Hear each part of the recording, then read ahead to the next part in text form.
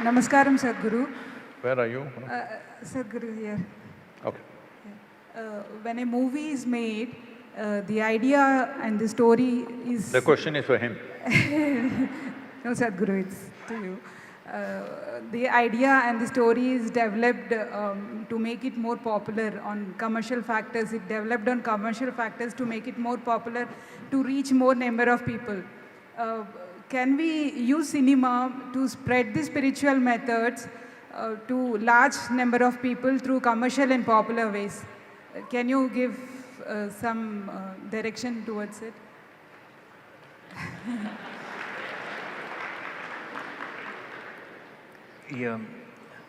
దీని మీద సినిమా తెచ్చా అంటున్నారా ఇలాంటి To spread the spiritual methods, yes. Yeah. I mean, how do we use cinema to take the spiritual methods more to the… to make it more popular? తీయచ్చండి, బ్రహ్మాండం తీయచ్చు. But set expectation ఉండకూడదు. ఈ వీకెండ్కి ఇంత collect చేయాలి అలాంటివన్నీ పెట్టుకోకూడదు. బ్రహ్మాండం తీయచ్చు, బట్ తర్వాత కలెక్షన్స్ మాట్లాడుకోకూడదు అంతే. తీయచ్చు సినిమా అంటున్నాను, బట్ అది దాని రీచ్ ఏంటి, లేదంటే కొంచెం పేషెన్స్ ఉండాలి. నిజంగా జనంలోకి వెళ్ళాలి, అందరూ రావాలంటే. బట్ సినిమా అంటే ఒక కథలాగా చెప్పాలనుకుంటున్నారా? అది చేయొచ్చు. We can incorporate. చాలా చాలా మంచి విషయాలు అప్పుడప్పుడు దూరుస్తుంటాం సినిమాల్లోకి, కొన్నిసార్లు కుదరదు. Sadhguru, can you give some direction in this? మీరే ఇవ్వాలి. He is the director, he is the actor. Okay, anyway. See, cinema means you're thinking in terms of the big screen. Well, it's not that it's not a possibility. The question is, who will go and watch it? It has to be commercially successful. Commercial success means people watched it, all right? This happened. This is about 10 years ago maybe now. I was in United States and I was talking to somebody who's some kind of an expert on internet affairs. So, I never get to go on the net and browse this and that. I never have the time to do those things. So I asked him, what are people looking for? Everybody is looking at their screen, what are they looking for? Very casually, very casually, as a matter of fact, he said, Sadhguru, about 70% of the data is pornography. I said, what? He said, yes. I said, I don't want to believe this kind of nonsense. 70%, is it pornography? It's not possible. Then I checked with a few other people, they all say, yeah, it's around that much, maybe 65, 70, something. And what else are they using this for?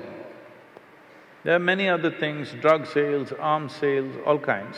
More than anything, what really kind of brought disgust to me was 1.6 million children below 15 years of age are sold on the internet every year. When we sell our children, as human beings, we've hit the bottom. There's no further down to go. Huh? When we start selling our children to be used in all kinds of slavery, this means we've hit the very bottom, there's no further place to go, isn't it? That is when I decided, then let me get on the net. So in the last 10 years, we've run a campaign that many of you in the upper regions might have suffered this. Even if you're watching pornography, in between, Sadhguru appears, inner engineering.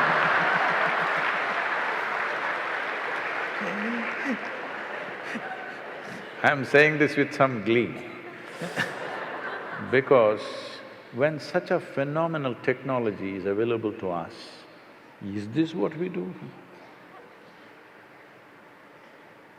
See, many great beings have come on this planet, but when they came, if they spoke, hardly 10 people heard. In the 10 people, all kinds of things. Today is the first time you can sit here and talk to the entire world. When there is such a tool in our hands, if we don't transform humanity now, that means we have no intention at all, isn't it? So your question is very relevant, but Will our natural star make a movie on spirituality? Biopic Sadguru.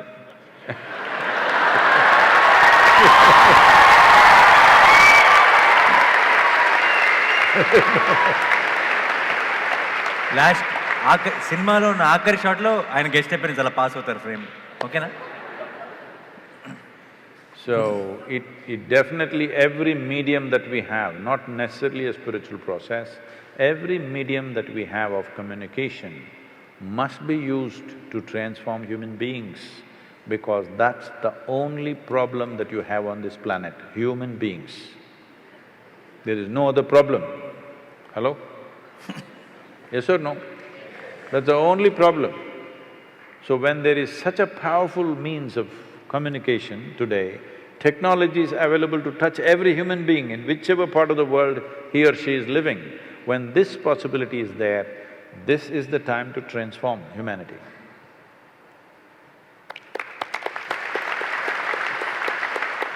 Sadhguru, I would like to know how realized beings, only some of them become gods and others don't. Is there any science behind it, or do they come with any predetermined No, they just life? have to die. So for example, after Gautama, so many would have come, but I think only you are doing such phenomenal things on this planet. What are you trying to tell me? I'm saying only you, you are likely to be the next god, but then already you are a god now. But I'm saying, why only you?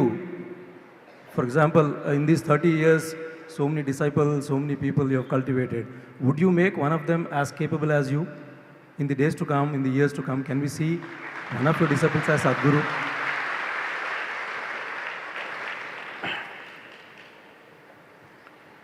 Oh.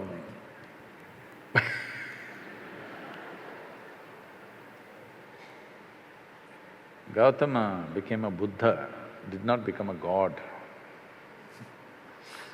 Buddha means one who is a dada over his buddhi. One who has total mastery over his buddhi is a Buddha. One who has no mastery over his buddhi is a monkey, compulsive. So many things. Tell me, what is it human beings are suffering? Their own intelligence, isn't it? If you take away half their brain, they will sit peacefully. So they don't know how to handle their own intelligence, that's all they are. So in this, where does God come from? You must understand, this is a godless culture. Please listen to me carefully. This is a godless culture.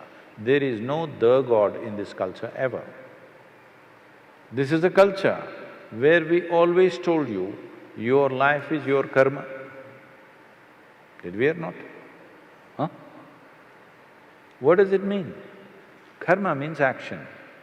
When you say, my life is my karma, it means you are saying, my life is my making, whether I'm making it unconsciously or consciously. This is not a culture to look up, this is a culture to look in. This is not a culture where you want to go and sit in God's lap. Here, this is a culture which does not value God more than freedom, because mukti was our highest goal, moksha was our highest goal, not God, isn't it?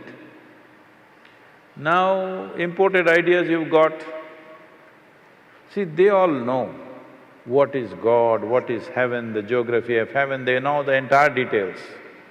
In this culture, we still don't know who we are. We are asking, who am I? This is the most profound question. The best thing about being a Hindu is, you're confused. Yes, it's very good. Because this is a geographical identity. This is not a religious identity which builds you confidence. I know this, God is with me. There's no such thing here. You don't even know who you are. So you're a natural seeker. Once you don't know, once you realize you do not know, we can try an experiment with you. Suppose I ask you to walk from there to there now. You will walk very self-conscious, how others are looking at you, this, that. Walk like this. Suppose we turn off the lights and make it pitch dark. Now I ask you to walk from there to there. You will become super alert, isn't it? Hello? The moment you don't know, what is the next step? Do you become super alert or no? Some of you who do not know how to be alert will start imagining things and create fear. Otherwise, it's natural to become super alert, isn't it? So this is what it means. This is called as the intelligence of ignorance. If you identify yourself with your knowledge, which is all rubbish, whatever knowledge you have, if you identify with your knowledge, even if you know the libraries of this world, still compared to this cosmic space, your knowledge is minuscule, isn't it? Huh? Is it minuscule or no? You may have 10 PhDs, still what you know is a minuscule. If you identify with a minuscule, you become a minuscule. But our ignorance is boundless. Hello? Our ignorance is limitless, isn't it?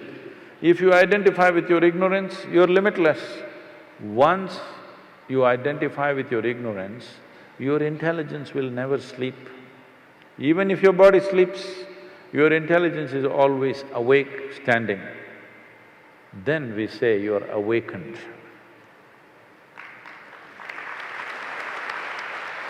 So, in this culture, because it's a godless culture, when we find a human being who is accomplished in a way that you cannot believe a human being can do these things, then we say he's a deva or he's a deity. So, we say somebody is awakened because he is able to see and do things that you are not able to do. You naturally look up to him. So we make him like a deity. The word God comes from outside. We don't have a word for God, please see this. We call it a murti, we call it a yantra, we call it by different names. It's very appropriate. In this culture, people are referring to Tendulkar as cricketing god. It's not wrong. When we find somebody is accomplishing something that seems above what is human capability, what we think is human capability, then we look up to him as an accomplished being. There are words for this, but now because we've gotten into Western ways and we are speaking an English language, we are using the word God. Otherwise, we called him a Mahatma, we called him a Mahanubhava, these kind of words, just to say it is an extraordinary being. And that extraordinary being became the aspiration of everybody else in that society. Out of our love, out of our respect, we may put some flowers, we may do something, but you must understand, we are aspiring to be like him. We are not there to go and sit on his lap in heaven. This is not the aspiration in this culture. Always the aspiration is this. You must understand, this is something that's all gone crazy now. There is no worship here. There is no prayer here. There is only darshan. Darshan means you behold a form which you think is higher than you and you want to take it into your heart. Make that a part of yourself. That is what darshan means. You go to temple not to pray. Darshan, just to see. Nothing need to happen, nothing to talk, nothing to tell him, no appeal, just to see. But because we've gotten so westernized, we are doing all that. Because they're saying they're talking to their God and their God is talking to them, now we also pretending he's also talking to us. We don't want to be left out. No, you are supposed to just behold, that's all. Darshan is the only thing you do, no prayer. So, this is a hodgepodge thing, so you're saying this.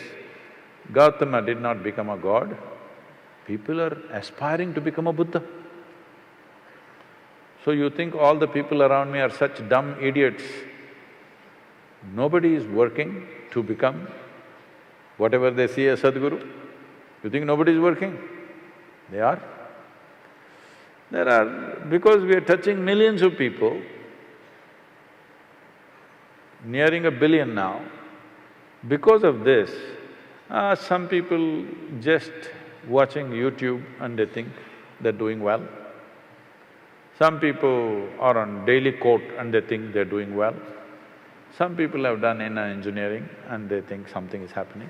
So what is the difference between an established process, actually something that you have to do with yourself like inner engineering or further programs, and just watching talks or even being here is…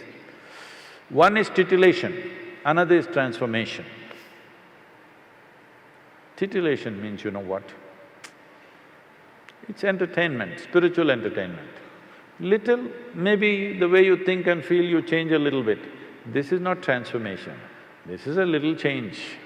It may help you, I'm not saying it doesn't help, it helps, but there is no transformation. Transformation means you as an individual is a form. This form should transform. If that has to happen, something more profound has to be done. We are seeing, we are looking for sponsors and other things. If it comes through in the next few months, we may roll out inner engineering programs free of cost.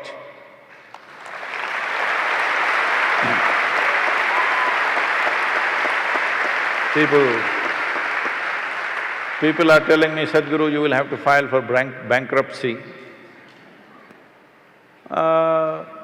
Such a thing will not happen. I'm sure people have enough sense, when they see some value, they will respond in their own way and contribute in their own way to keep it going for others. So, we will make it like this. For you, it is free. If you want another person to take it, pay something for the costs.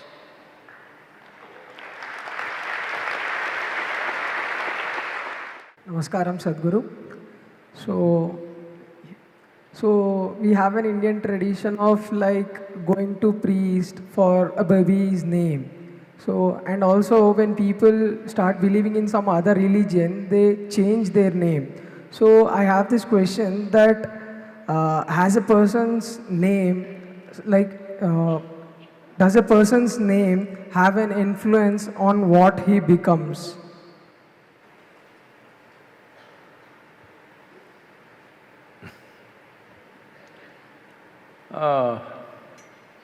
It depends who that person is. It is just that when we name our children, we want to name something pleasant or inspiring. The official name, we want it to be inspiring. The pet name at home, we want it to be pleasant and sweet. This is a natural thing. Why we want it to be inspiring is, when we utter… anybody who utters his or her name should feel something. Because your name has not only impact on you, it has impact on others, because they are the people who say the name most of the time, not you. You don't go on chanting your name, it's the other people who say the name. So it must have a good impact on them when they utter the name. There is something called as sound. There is sound? Hello? The existence has sound. Words are created by us. When I say word, when you give a meaning to a sound, it becomes a word. If I say boom, if you give a meaning to that, it becomes a word, isn't it? But boom is just a sound. So sound exists. Today modern science is telling you, everything in the universe, including your body, the planet, the solar system, the galaxies, everything, if you look profoundly enough, there is no physical matter, it is just a reverberation, vibration. Where there is a vibration, there is bound to be a sound. The question is only, is it within your hearing range or not? Some sounds are in your hearing range, rest are not in your hearing range. Otherwise, this whole creation right now is making a humongous amount of sound. You don't hear it because your hearing range is within a certain frequency band. So, every sound that you utter has a reverberation. A reverberation can either have a positive impact or a negative impact. So, in this culture, we looked very profoundly and looked at what kind of sounds you must utter for your child. But today you're calling them cuckoo, bobo, momo. Nani. I didn't realize that.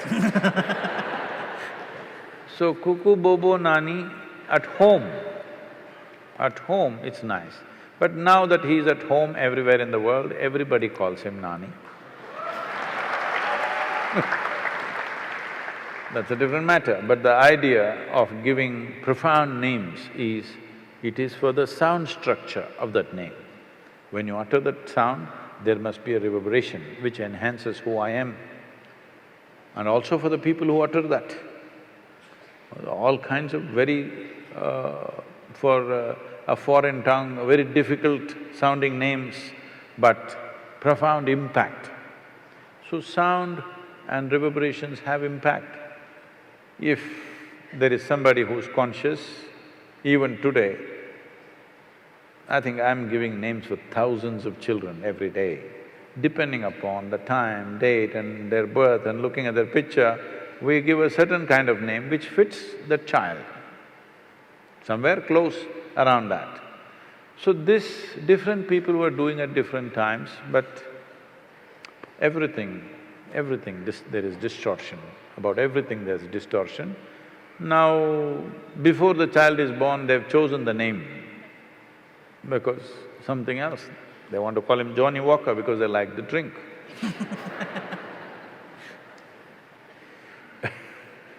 So, times are changing, but the existence has not changed. Only the social times are changing. Existentially, nothing has changed. Reverberations are reverberations. What has impact on you has impact on you. Positive impact, negative impact is there in the world. Is it a deciding factor? No. You can have any kind of name and still live well. But we are trying to use every kind of support that we have, why not? Every little support becomes valuable when difficult times come, isn't it? If your name is Shiva, every day we have to utter the name Shiva, Shiva, Shiva. Even if we are not thinking of that one, just looking at you, we are saying Shiva. Even our dogs were named like this.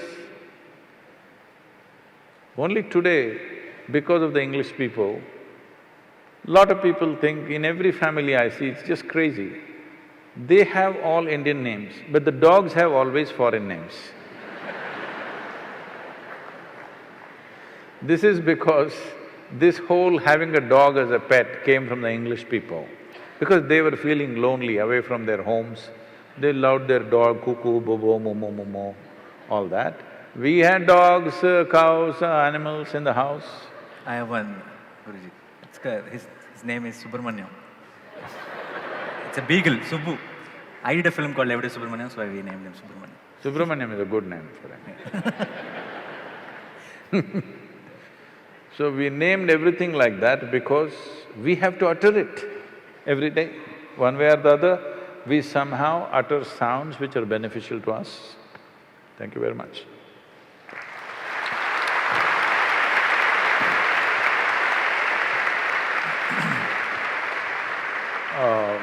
Because this question, agriculture, was asked and there is a concern everywhere. Chennai has gone dry, next they're saying Bangalore will go dry, Hyderabad is standing in the queue. I want all of you who are here today, if you're a concerned citizen of this country, in some way please participate in Kaveri Calling. We will give out a call how to participate. There will be… This is a more action-oriented thing than Rally for Rivers, because here we want to plant to make 1/3 of Kaveri Basin green once again, we need to plant 242 crore trees. This is not like… we are going to go and physically plant everything. This will be done on farmers' land by them, but we have to support it. So we are looking at raising super large nurseries. Right now, we have over 24 nurseries across Tamil Nadu. Now we are seeing how to build these nurseries in Karnataka also. So there is room, we will start a campaign, at least plant 1 tree for each one of you. If you're four people in the family, plant 4 trees, it will be a minimum amount of just raising the nursery kind of cost, not a very big cost. So, you don't have to plant just 1. And you may have a tree to sit under like Gautama the Buddha. It may work.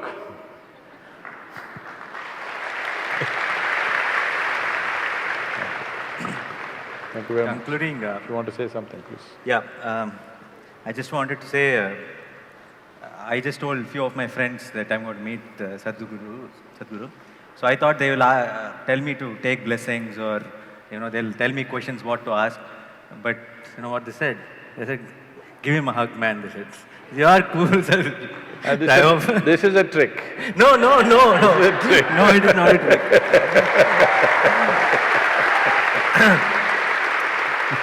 So that's how they look at you. So not. Yep. That's good. We hope you enjoyed the session as much as we enjoyed bringing it to you.